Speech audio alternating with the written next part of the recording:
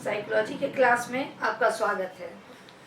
सबसे पहले आप लोगों को एग्ज़ाम के लिए शुभकामनाएं देती हूँ। बोर्ड एग्ज़ाम बहुत नज़दीक आ गया है और आप चूँकि साइकोलॉजी के स्टूडेंट हैं तो विदाउट एनी स्ट्रेस आपको एग्ज़ाम देना है। आपकी तैयारी बहुत अच्छी है। अब हम अपने टॉपिक पे आते हैं। आज का हमारा टॉपिक है इंडिविजुअल डिफरेंसेस इन इंटेलिजेंस। आपने देखा होगा एक ही घर में, एक ही परिवार में, एक ही माहौल में रहते हुए बौद्धिक स्तर पे हर व्यक्ति में व्यक्तिगत भिन्नताएं पाई जाती हैं। कोई सामान्य से अधिक बुद्धि का होता है, कोई सामान्य होता है तो कोई उससे कम होता है। और ये व्यक्तिगत भिन्नता के मुख्यतः दो कारण हो सकते हैं। पहला हेरिडिटरी और दूसरा एनवायरनमेंट, यानी नेचर एंड नर्चर, दोनों की इसमें महत्वपूर्ण भूमिका होती है। इस संदर्भ में जो मुख्यतः स्टडीज किए गए हैं वो या तो ट्विंस बच्चे के किए गए हैं या एडॉप्टेड चाइल्ड के किए गए हैं। जैसा कि आप यहाँ देख सकते हैं, दो तरीके से एक साथ पाला गया बच्चा है और अलग अलग करके पाला गया बच्चा है। तो आइडेंटिकल ट्विंस बच्चों में देखा गया 0.90 एंड 0.70 कोरिलेशन पाया गया। उसको अब थोड़ा सा मैं आप लोगों को और अच्छे से समझा दूं। बुद्धि पर आनुवंशिकता के जो भी अध्ययन किए गए हैं, तो जैसे अभी आपने देखा समरूप जुड़वा बच्चे की बुद्धि 0.90 कोरिलेशन पाया गया। बाल्यावस्था में अलग अलग पाले गए जुड़वा बच्चों की बौद्धिक व्यक्तित्व और व्यवहार परक विशेषताओं में पर्याप्त समानता पाई जाती है। अलग अलग पर्यावरण में पाले गए समरूप जुड़वा बच्चों की बुद्धि आप यहाँ देख सकते हैं 0.72 है। साथ साथ पाले गए भ्रातृ जुड़वा बच्चों की बुद्धि यानी फ्रेटर्नल ट्विंस जो हैं, तो जो एक साथ पाले गए हैं उनकी बुद्धि 0.60 पाई गई। और सिबलिंग्स यानी भाई बहनों को एक जो साथ पाला गया और अलग अलग पाला गया, तो उसमें भी है कि जो बच्चे भाई बहन पाले गए 0.50 सहसंबंध, और जो अलग अलग पाले गए भाई बहन उनका 0.25 कोरिलेशन पाया गया। तो इन अध्ययनों के आधार पे ये क्लियर स्पष्ट होता है कि बच्चे चाहे वो जुड़वा हों, एडॉप्टेड हों, उनके बौद्धिक विकास में डिफरेंसेस पाए जाते हैं। जुड़वा बच्चे चूँकि जेनेटिकली उनमें काफ़ी समानता होती है, एडॉप्टेड बच्चे जेनेटिक रूप से बिल्कुल भिन्न होते हैं। इन लोगों पर अध्ययन किया गया और ये चीज़ें पाई गई। इसके विषय में और डिटेल क्या क्या चीज़ें हम इसमें जान सकते हैं वो मैं अब आगे बताऊंगी। आप चाहे तो इस चीज़ को लिख सकते हैं, ऑब्जेक्टिव टाइप क्वेश्चन में आ सकता है। ये आपके एनसीईआरटी का ये है। अध्ययन में पाया गया कि बच्चों की बुद्धि गोद लेने वाले माता पिता की अपेक्षा जन्म देने वाले माता पिता से अधिक मिलती है। यानी जब बच्चे जन्म लेते हैं उस समय उनका आईक्यू उनके बायोलॉजिकल पेरेंट्स से ज़्यादा समानता रखता है, लेकिन किसी कारणवश उन्हें गोद ले लेते हैं पेरेंट्स और वो जिस माहौल में पैदा लिए हैं, पले बढ़े हैं, उससे अच्छे माहौल में चले जाते हैं। तो फिर बाद में चलकर जैसे जैसे उनकी उम्र बढ़ती है, उनका जो आईक्यू का स्कोर होता है तो गोद लिए हुए पेरेंट्स से ज़्यादा नज़दीक हो जाता है। यानी कहने का मतलब ये है कि बुद्धि जो है वो एक जन्मजात क्षमता होती है, लेकिन अगर उचित पर्यावरण मिलता है तो बुद्धि के विकसित होने में उसका बहुत सहयोग होता है। और बुद्धि जिस आईक्यू को लेकर हम पैदा हुए थे, जिस बुद्धि को लेकर हम पैदा हुए थे, अगर सही इन्वायरमेंट मिले, सही पोषण मिले तो उसके बढ़ने की संभावनाएं अधिक रहती हैं। सुविधा वंचित परिस्थितियों वाले घरों में जिन बच्चों को उच्च सामाजिक आर्थिक स्थिति के परिवार द्वारा गोद ले लिया जाता है, उनकी बुद्धि प्राप्तांक भी में धीरे धीरे वृद्धि होने लगती है। इस तथ्य को प्रमाणित करता है कि पर्यावरणीय वंचन यानी जो वातावरण में जो कमी हो गई थी वो अगर सही हो जाए तो बुद्धि विकास, वो अगर पर्यावरण में वंचन है तो बुद्धि जो जो लेकर पैदा हुआ उसमें कमी आ सकती है, और अगर उसमें समृद्धि हो अच्छे ढंग से तो वो बुद्धि को बढ़ा सकता है। जैसे प्रचुर और समृद्ध पोषण, अच्छी पारिवारिक पृष्ठभूमि, अच्छा माहौल, गुणवत्ता युक्त शिक्षा दीक्षा, ये सब जो है आपके माहौल को पॉजिटिव करते हैं, जिससे आपके बौद्धिक विकास में सक्रियता आती है, आपका बौद्धिक विकास पर सकारात्मक असर पड़ता है। यानी नेचर और नर्चर दोनों व्यक्तित्व के विकास के लिए महत्वपूर्ण घटक हैं। अगर अच्छे से नर्चर किया जाए तो बौद्धिक विकास बहुत सहजता से होता है। सभी मनोवैज्ञानिक इस तथ्य पर सहमत हैं कि बुद्धि आनुवंशिकता और पर्यावरण की जटिल अंतरक्रिया का परिणाम होता है।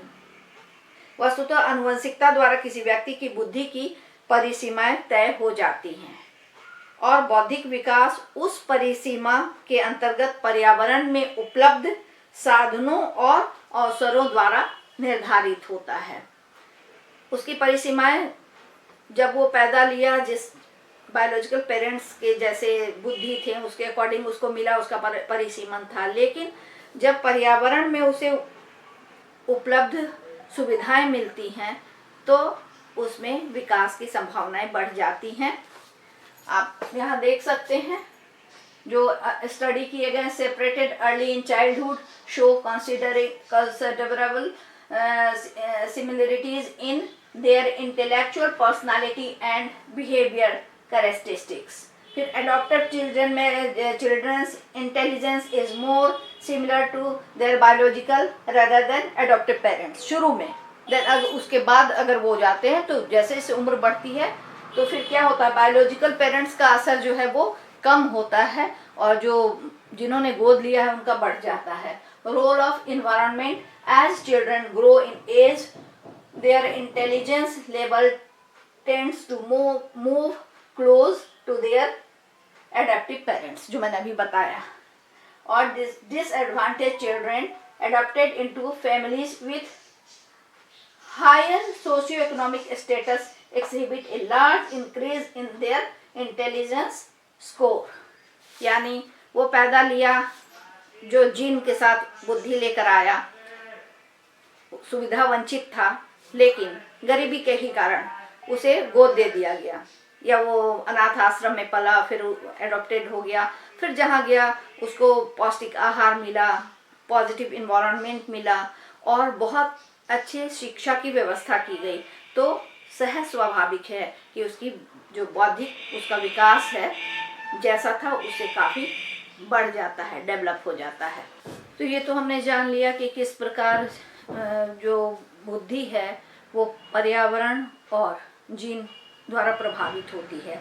इसका मूल्यांकन कैसे करें?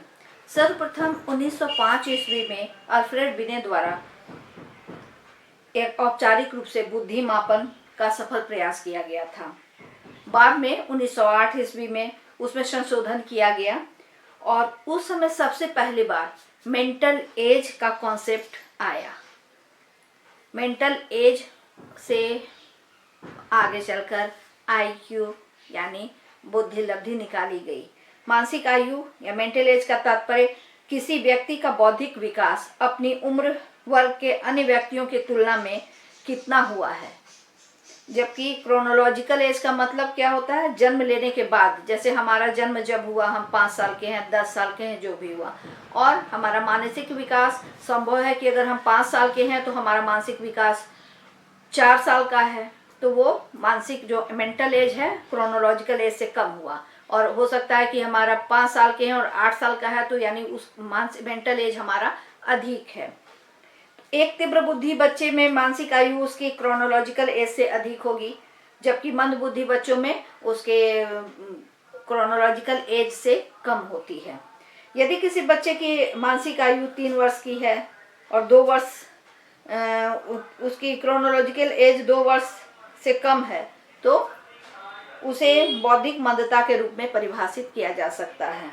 यदि किसी बच्चे की मानसिक आयु 3 साल की क्रोनोलॉजिकल एज से 2 वर्ष कम हो, माने किसी भी बच्चे का जो क्रोनोलॉजिकल एज है उससे अगर 2 वर्ष उसका मेंटल एज कम है तो उसको मानसिक न्यूनता की श्रेणी या मेंटल रिटार्डेशन की श्रेणी में हम रख सकते हैं।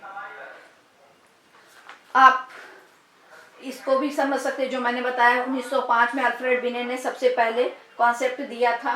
फिर 1908 में mental age is the measure of a person's intellectual development relative to people of her his age group. Then chronological age जब तक नहीं जानेंगे तो कैसे आप डिफ्रेंशिएट कर पाएंगे कि आपका वास्तविक आयु क्या है। तो जो बायोलॉजिकल एज हुआ is biological age from birth and retardation, जो मैंने अभी बताया। जैसा कि आप देख रहे हैं 1912 में विलियम स्टर्न ने सबसे पहले बुद्धि लब्धि यानी आईक्यू, जिससे आप सबने सुना होगा कि उसका आईक्यू कैसा है, तेज है, कम है, ये आईक्यू क्या है। तो इंटेलिजेंस क्वाइटेंट को आईक्यू कहते हैं। तो इस कॉन्सेप्ट को सबसे पहले 1912 में विलियम स्टर्न ने किया और उन्होंने एक फॉर्मूला दिया, IQ is equal to MA by CA into 100। If MA mental age greater than CA तो above average होगा, यानी एवरेज से अधिक IQ होगी। If mental age less than CA होगा तो बिलो एवरेज होगा, और मेंटल एज और क्रोनोलॉजिकल समान होगा तो एवरेज होगा। यानी अगर आपकी आयु 100 आती है तो आप एवरेज आईक्यू है, 100 से ऊपर है तो आप एवब आईक्यू होगा, एवब एवरेज आपका आईक्यू होगा, और 100 से कम है तो बिलो एवरेज होगा। IQ is relatively stable. Average IQ is 100. It is good predictor of potential in such a way that most people tend to fall in the middle range of the distribution। अगर हम इसको एक table की तरह बनाएं तो bell shape का बनता है। बेल शेप का वो अभी आगे मैं दिखाऊंगी। उसमें होता ये है कि जो सबसे ज़्यादा जिसकी संख्या होती है, यानी जो एवरेज होते हैं वो सबसे ऊपर, इस तरीके से आप समझ सकते हैं। जैसे इस शेप में होगा तो ये जो मिडिल है 100 वाला, एवरेज वाले इसमें आएंगे, और इधर सुपीरियर वाले इधर आएंगे, और रिटार्डेड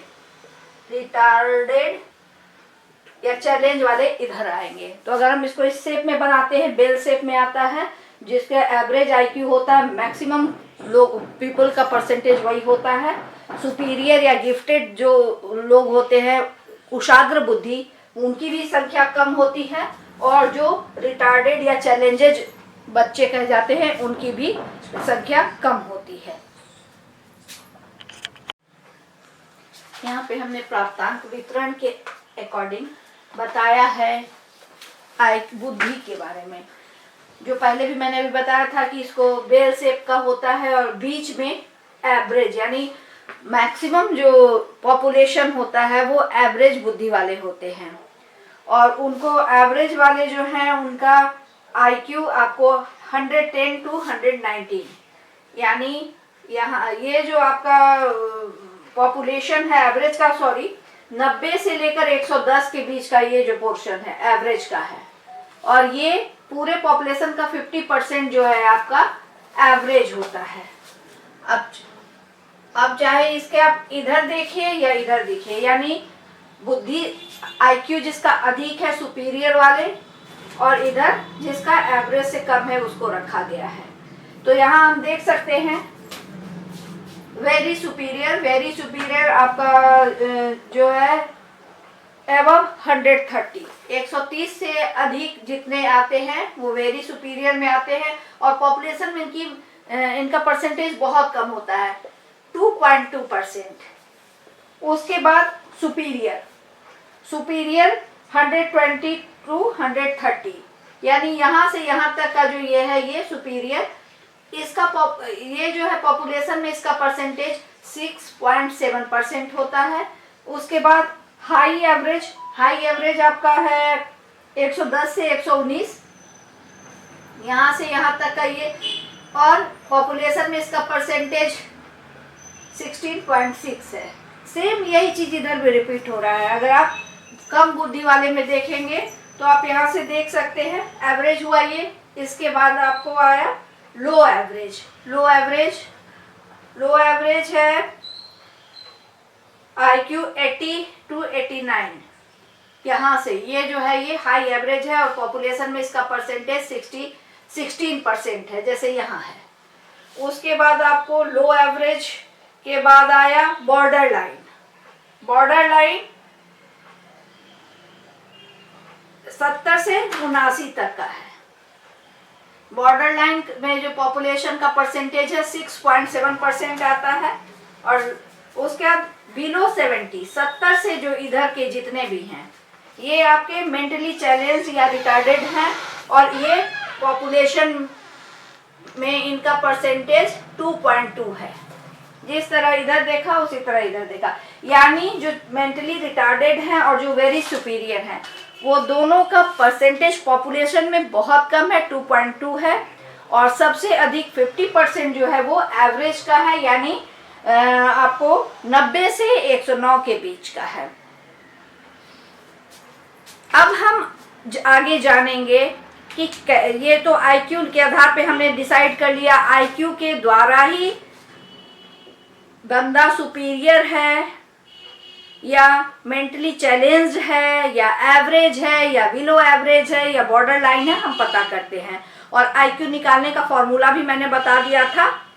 अब मेंटली चैलेंज या मेंटली रिटार्डेड कौन कौन से लोग होते हैं, यानी उनकी क्या विशेषताएं होती हैं, और जो गिफ्टेड चाइल्ड होते हैं यानी एवरेज से अधिक बुद्धि वाले होते हैं उनकी क्या विशेषता होती है, ये मैं बताऊंगी। तो बौद्धिक न्यूनता या मेंटली चैलेंज जो लोग होते हैं उनके विषय में, ऐसे बच्चों जिनके बौद्धिक न्यूनता होती है उन्हें बौद्धिक रूप से अशक्त कहा जाता है। इनकी भी कैटेगरीज होती है जो कि मैंने बताया था ना आपको, बॉर्डर लाइन, सीवियर, प्रोफाउंड, तो उसके अकॉर्डिंग होता है।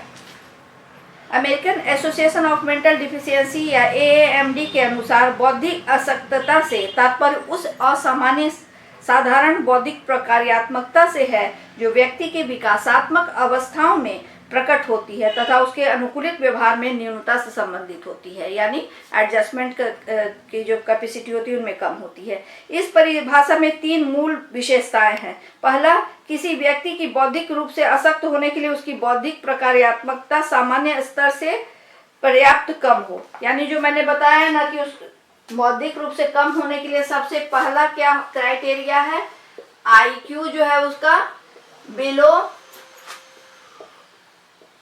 70 होना चाहिए। उसके बाद दूसरा है अनुकूलित व्यवहार में न्यूनता भी उसकी विशेषता है। यहाँ अनुकूलित व्यवहार से तात्पर्य ऐसी क्षमता से है जिससे के द्वारा व्यक्ति आत्मनिर्भर बनता है, अपने पर्यावरण में प्रभावी ढंग से समायोजन कर पाता है। पहले तो उसका IQ जो है वो बिलो 70 होनी चाहिए, फर्स्ट क्राइटेरिया है। दूसरा है कि वो एडजस्टमेंट की कैपेसिटी उसकी कम होती है और वो आत्मनिर्भरता की भी उसमें कमी होती है।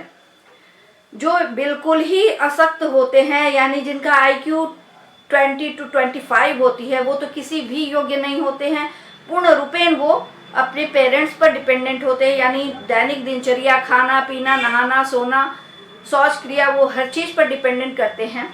लेकिन जो बॉर्डर लाइन होते हैं या उससे थोड़ा कम होते हैं तो उन लोगों में थोड़ी बहुत कैपेसिटी होती है, वो शैक्षणिक योग्यता उनकी बहुत अधिक वो नहीं कर पाते हैं, लेकिन अगर उनको वोकेशनल गाइडेंस दिया जाए तो कुछ वो इस प्रकार के कार्य कर सकते हैं जिससे उनके जीविका का उपार्जन हो सके।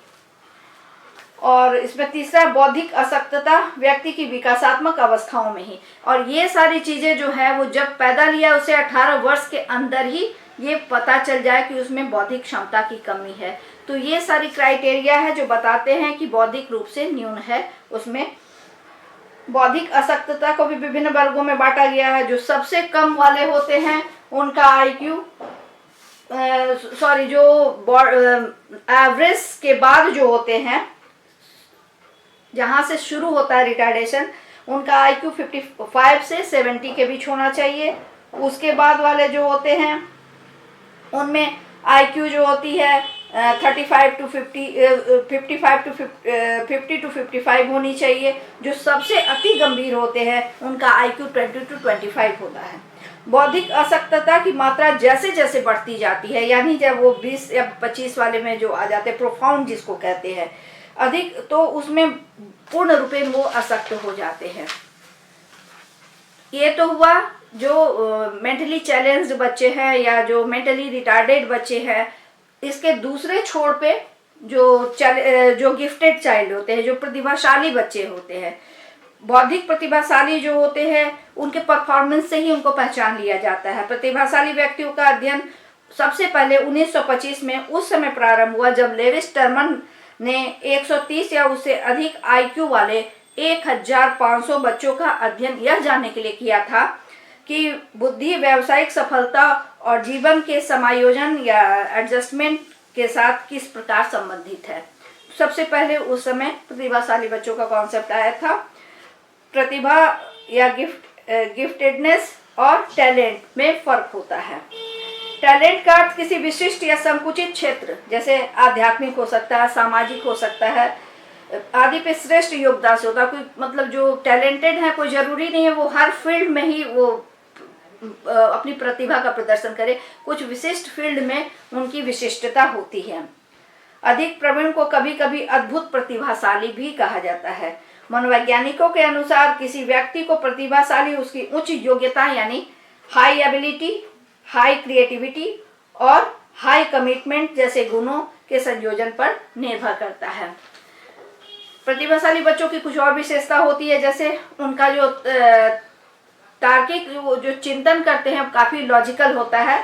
उनमें प्रश्न करने की प्रवृत्ति बहुत अधिक होती है। समस्या समाधान की योग्यता उनमें अधिक होती है। सूचना प्रक्रमण की उच्च गति होती है।